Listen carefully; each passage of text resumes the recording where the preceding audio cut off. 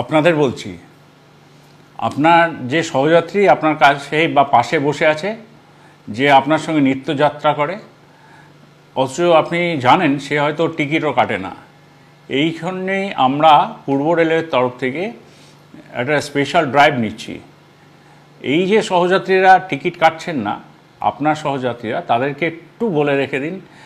যে কোনো দিন যে কোনো মুহূর্তে, যেমন ধরুন তালদি থেকে আমরা হয়তো চাপবো টিকিট চেকিং স্কোয়াড সন্ধ্যে 6টায় বা 7টার সময়, তখন ধরা পড়লে কিন্তু সমাজে মান ইজ্জত একদম ধুয়ে যাবে, খারাপ লাগবে সবারই। বা এটাও হতে পারে আমরা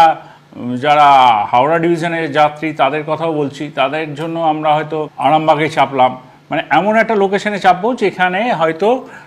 মানে কোনো দিন আশাও করেননি মানুষজন যে আমরা টিকিট চেকিংয়ের জন্য ওই সন্ধ্যাবেলায় 7টা বা 8টার সময় আমরা টিকিট চেকিং করব। এটা উদ্দেশ্য কিছু নয় যে টিকিট চেকিং করে আমরা রেলওয়ে প্রচুর লাভ করবে, এটা নয়, কিন্তু যেটা উদ্দেশ্য সেটা হলো যে আপনার সহযাত্রীকে একটু বুঝিয়ে দেওয়া যে মানুষের উপকারের জন্য রেল এই কাউন্টারগুলো করেছে, ইউটিএস সিস্টেম করেছে যাতে সহজে টিকিটটা কাটতে পারে। আর বাসের থেকে রেলের ভাড়া অনেক কম, তো টিকিটটা যদি নিয়ে নেয় হাতে তাহলে তো অনেক সুবিধা, এই সামাজিক অসম্মানটা তো হয় না। যেমন আমরা এটাও ভেবেছি যে ঝাপটার ঢাল বা ওইদিকে কাটোয়া, এরকম ছোট ছোট লোকেশন ধরে আমরা চেপে যাব, চেপে গিয়ে বা ওইদিকে লালগোলায় চেপে যাব, বা ধরুন এখানে কুলটিতে চাপলাম, এরকম করে আমরা বিভিন্ন জায়গায় ছোট ছোট করে আমরা এবার টিকিট চেকিং শুরু করছি পূর্ব রেলের তরফ থেকে।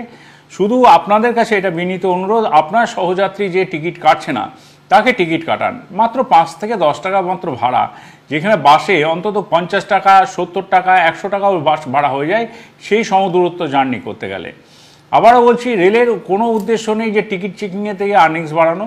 রেলের একটাই উদ্দেশ্য যে সব মানুষই টিকিট কেটে চলুন এবং রেলের সঙ্গে সহযোগিতা করুন। ধন্যবাদ।